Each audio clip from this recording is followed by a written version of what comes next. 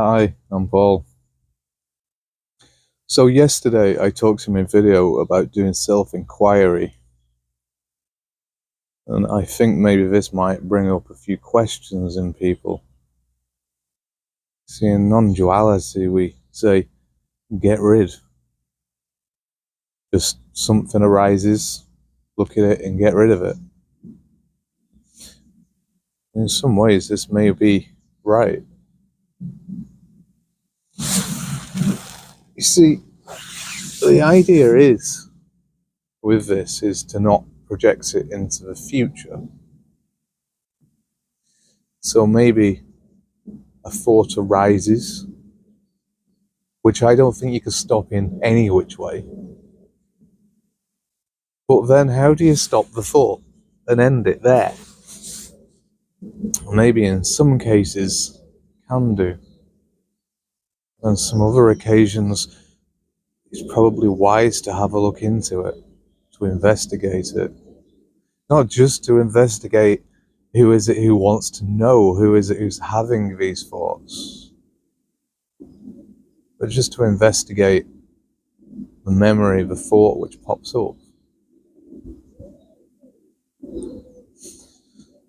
You see, I've spoken to quite a lot of people over the last few years, not just with the spiritual side of things, but with philosophy and psychology.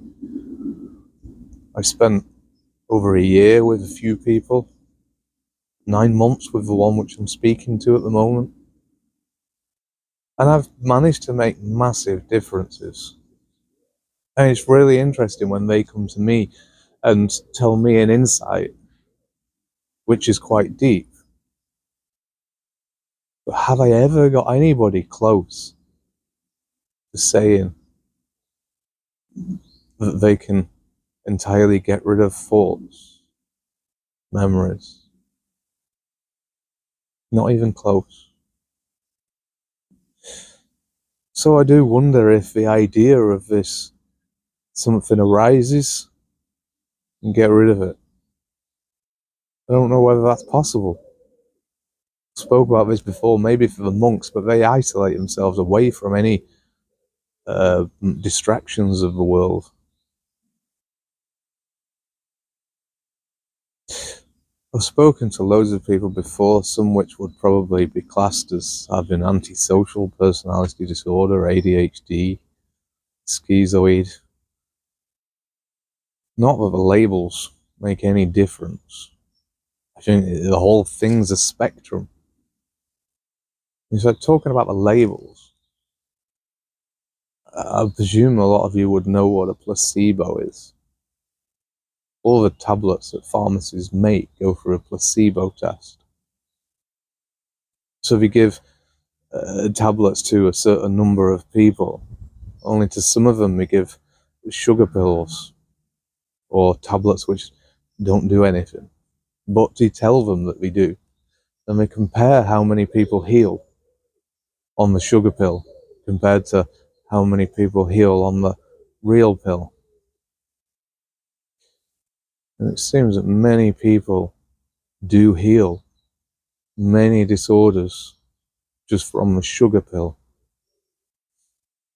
And this is called the placebo effect. But if there's a placebo, and a placebo can trick the mind into healing, then what's the diagnosis cause? What's the labeling cause? We bring out these labels. Does that not make minds convince themselves they're ill? Just like a placebo can convince a mind that they're better. Maybe we just cause some of the problems.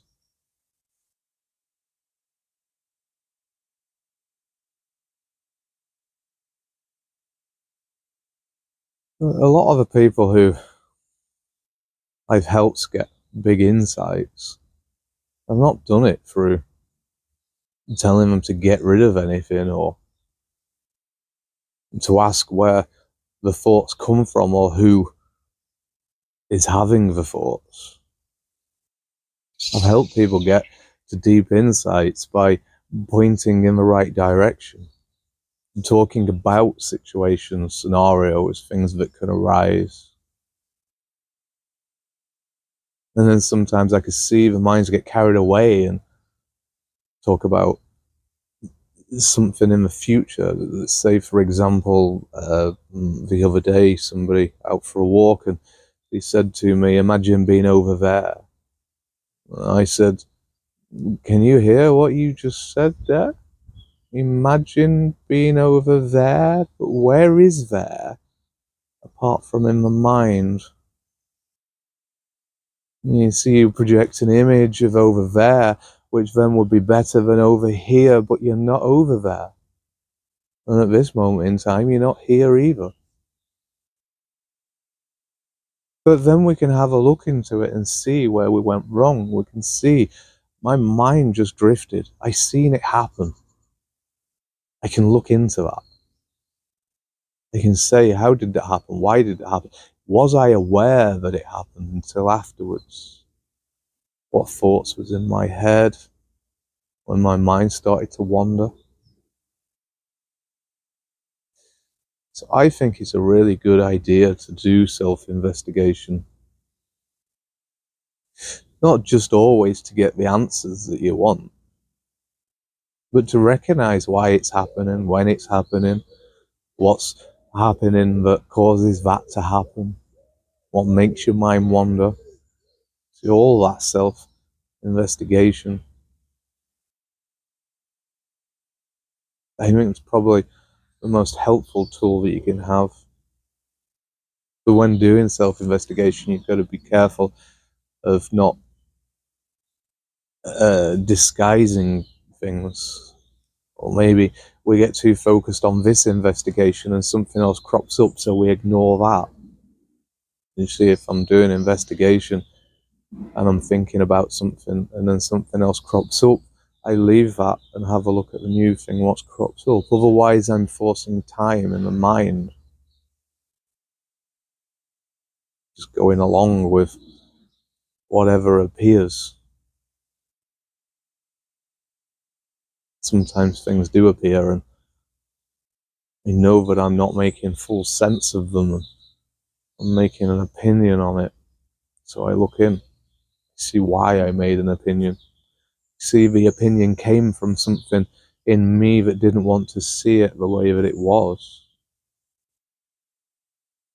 And in that moment, it ends. And then I don't need to project it any further into time, into the future.